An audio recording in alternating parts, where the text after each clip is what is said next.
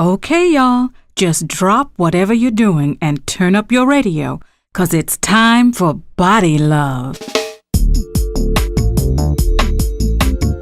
Here's what happened last time. You're crazy. That kid's the smartest person I know. He'd never do anything that stupid. I don't know. I just think anybody'd be taking a real risk if they trusted him for even 1 minute. I can't just go in the car with you and drive away, Kevron. My mother doesn't know where I am. And you never keep a secret from your mother, right? Even when she is keeping a secret from you? You know something? You're right. And I do need somebody I can trust. Well, you know you can always trust me.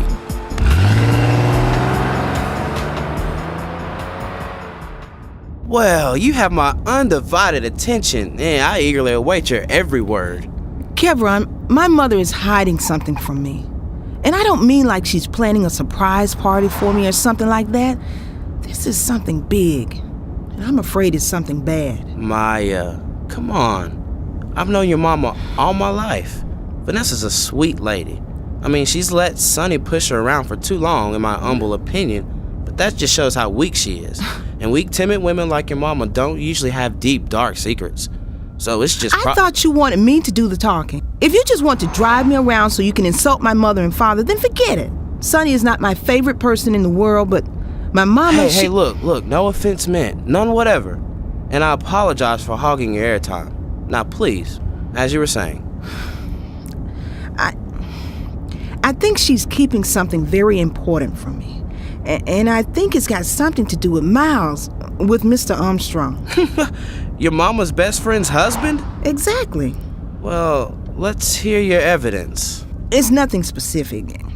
That's the worst part of it. But once Miles, well, when they told us there was no chance of him recovering from his stroke, Mama just went all to pieces. Maya, she's known Miles for 20 years at least. Losing anyone who's been close to you for half your life, it's a shock, right?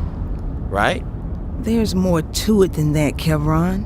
When my grandmother and Rosalind were arguing over whether or not to donate Miles's organs, Mama Mabel said they hadn't heard from all of Miles's next of kin. That they should ask his daughter. And she was looking at me when she said it.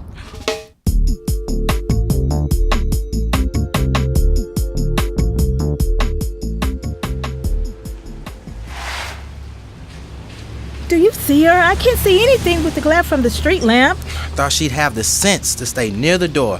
Maya! Oh, Lord, if anything's happened to her... Oh, she's probably around here somewhere. Maya! I can't believe I just sat in there all this time just eating away while Maya was out here. Mama, look, let's just calm down. I got an idea, and it just might... Yeah, there's a payphone right here. Let's go over here, right here. Lord, please. You just took Miles from us today. Don't take my daughter, too. Please. Hey, it's Saul. Yeah, look. You wouldn't happen to know where Maya is right now, would you? Uh-huh. That's what I thought. Well, you just bring her home right now. You heard me. All right. Thank God. Who was she with?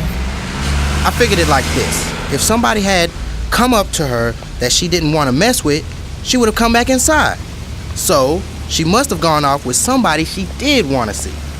But who is she with? And which of her friends is going to be cruising around at this time of night and is somebody who would talk to her into driving off like that. Who is she with? Kevron. And he's bringing her home right now. Well, that was very smart of you to figure that out. And very stupid of her to have done it. Yeah, she's going to be in some kind of trouble when she gets home, right? You don't have to sound so happy about it. Get in the car. I'm just kidding, Mama. Don't you figure this is just a way of her just to blow off some steam? I mean, after this sorry day we all had? It's been a terrible day, all right. When I think about Miles and about having to tell Roz and about Fidelia getting hurt and Mama going crazy about the organ donation and now Maya running off without telling me. I know. It just makes me want to hit something. Makes me want a cigarette. What? Mama, you don't smoke.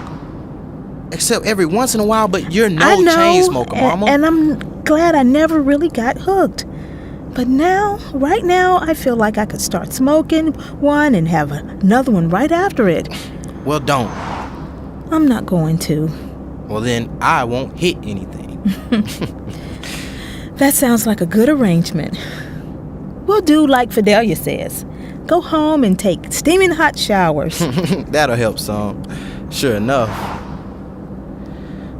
This must be what it feels like when Sonny wants to drink, huh? Yeah, maybe. Only worse. I wonder where he went off to this time. There's no telling. Over the years, I've found him in one of a dozen places. Well, I'm gonna go look for him tomorrow, okay? I mean, if that's all right with you. Let's talk about that tomorrow, all right? After the day I've had today, talking about your father is just too much.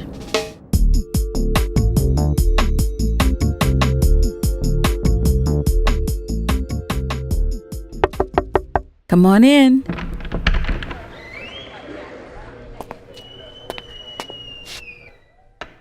Well, Mama Mabel, I haven't seen you since yesterday. Not since you lied to my doctor and told him I didn't. Now, Roz, before you say anything else, I want you to know that I'm sorry about what I did. I don't agree with your decision about Miles, but I shouldn't have. I didn't have any business. Well, I'm just sorry. And today I wanted to come by just to see how you're doing. All things considered, I'm doing pretty well. That's good. That's good. Thank you. And they told me downstairs that, Yes. It's all over. I'm sure you don't want all the details, but Miles is gone. Quietly and with as much dignity as possible under the circumstances. Well, you just let me know how I can help with the funeral. I reckon you'll want to have it when? Next Monday? I changed my mind. He's got to be buried, but with me still here in the hospital and Reverend Higgins still recovering here too, I told them to just go on with the burial and we'll have a memorial service later on. So you're saying there's no funeral? That is what I'm saying. I now, know Rosalind. we started to tell everybody maybe next Monday, but I've changed my mind. Now, Rosalind, I didn't come up here to argue with you, but that ain't right. That man deserves... The man deserves a decent celebration of his life. All we could do now is make a ceremony of his death. And Miles would not have wanted that. So it's just going to be a burial? No preacher? No family? No mourners? That's right, Mabel. Some men will dig a hole. They'll put his coffin down, and they'll cover it up. And that's all that's going to happen until Reverend Higgins and I can get out of here. Well. It's your decision, and I can't stop you. But I can be standing at his graveside when it happens, whether he's getting a proper funeral or not. I can at least do that. Stay tuned for more Body Love right after this. And now, back to Body Love. There you are. I figured if I kept going around to every basketball court in town, sooner or later, I'd find you. Saul, my boy. Come on over here and sit down. Watch these boys play. Some of them pretty good. Not like I used to be back in the day, but pretty good. Dad, I was looking for you from the minute I got out of school yesterday until it got too dark to see. And I've been out looking since 3 o'clock today. All that time hoping that when I found you, well, that you'd be sober. Sober? You got to be kidding. Sonny, just let me have that, all right? I need that. Hey, this is the last thing you need. Listen, boy. When you let somebody die the way I did, drinking is the only thing that... What you talking about? Miles? Dad, the doctor said the stroke Miles had was like a bolt of lightning. It was all over in a second. There was nothing you could have done. Everything in my life, every chance to do something right, I do it wrong. Always wrong. Come on. Let's get out of here so you don't get arrested. Nowhere to go. Well, I can't take you home because Mama said you can't ever come back down till you're sober. And it's gonna stay that way. Never going there again.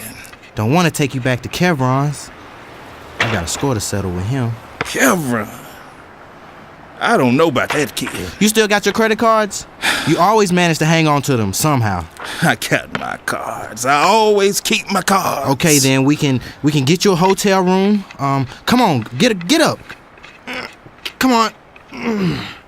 Okay, I'm gonna set you up in a room, and I'm gonna stay with you until you get straightened out. Don't waste your time. You got school and you got things to do. Look, the funeral for Miles is Monday. That still gives us 2 days. We can have you straightened out by then, and we'll show everybody. You and me. We'll go to the funeral, and everybody will see you clean and sober. All right? So come on. We'll take it one step at a time.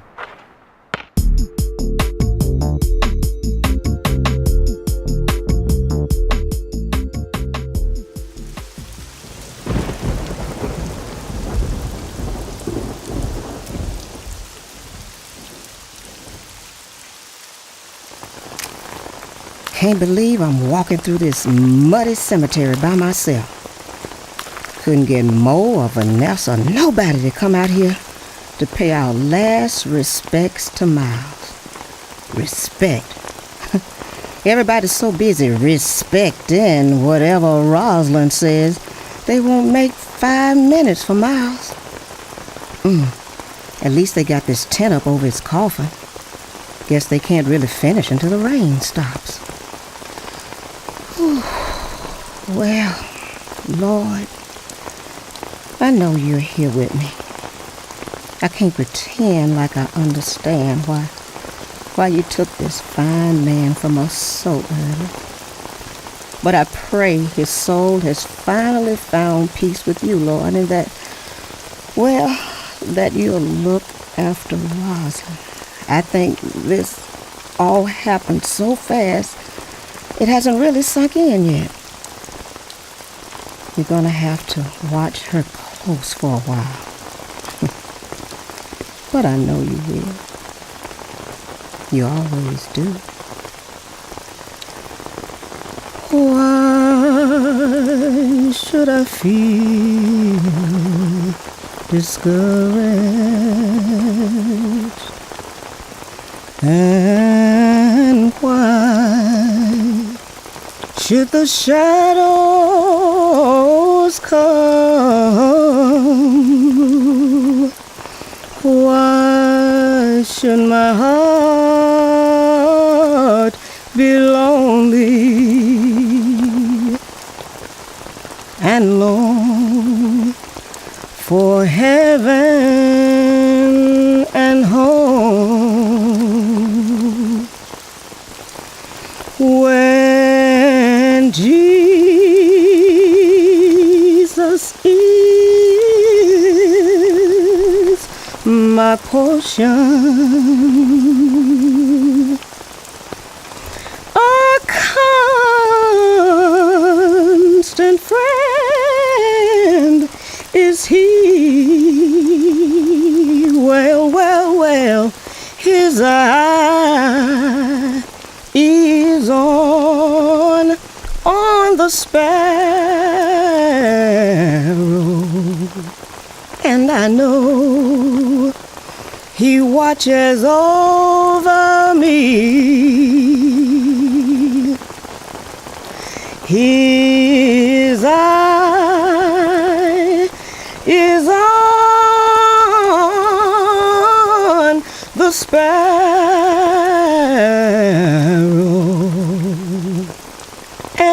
I know my Savior watches over me. My Lord. There you go, Miles. That's all the funeral anybody has for you. Just an old lady standing in the rain and singing one verse of a song. I'm sorry it's not more, because God knows you deserve it. You were a good man. And I always wished it had been you, my daughter Mary, and not that Sonny Baxter.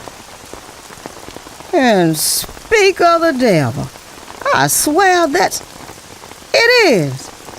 Sonny Baxter with Saul having to hold him up so he can walk, coming over here to the only funeral Miles is going to get, and him falling down drunk. Well, come on over, Sonny Baxter. I finally had enough of you. And when you get over here, I'm going to give you what you got coming to you. Now you better be here again next time to hear what's going to happen on Body Love. Well, Dr. Ellis, with so much going on with my family right now, no one really has time to worry about their health. This is a difficult time for the family, Saul. But that is not a reason to neglect your health. Vanessa's smoking and Sonny's alcohol use in times of distress are bad coping mechanisms to deal with their stress. Yeah, I know that smoking and drinking is bad for you. Not only is it bad for you, but it can make health problems like high blood pressure and diabetes more lethal. Healthy coping mechanisms in times of stress are essential components to maintaining a healthy life. This would be a good time for Vanessa or Sonny to exercise, read a book, or maybe talk with a close friend or family member about some of the issues they're dealing with. I can see how stress can make you more likely to go back to bad habits. We have to always be mindful of our health, but particularly at times when we are vulnerable. This was Body Love, episode 29, written by the Body Love Writers Group. Recorded at Boutwell Studios, Jeff McKee, engineer, and directed by Will York. Featured in the cast were Jim Whitson, Audrey Quinn, Shalithia Williams, Vanessa Anderson, Tina Wilson, James A. McCarty Jr., and LaWayne Childre. Body Love is a project of the University of Alabama at Birmingham School of Public Health in conjunction with the UAB Department of Theater. Lee Shackelford and Yoko Kawamura are producers. Executive producer is Dr. Connie Kohler. Support for the Body Love radio drama project is provided by a matching grant from the Robert Wood Johnson Foundation, Princeton, New Jersey, along with the Joseph S. Bruno Charitable Foundation, the Community Foundation of Greater Birmingham, and the Carefree Fund of the Community Foundation of Greater Atlanta. Additional support for this episode was provided by the Alabama State Council on the Arts and the National Endowment for the Arts. Find out more about Body Love on our website, www.bodylove.org.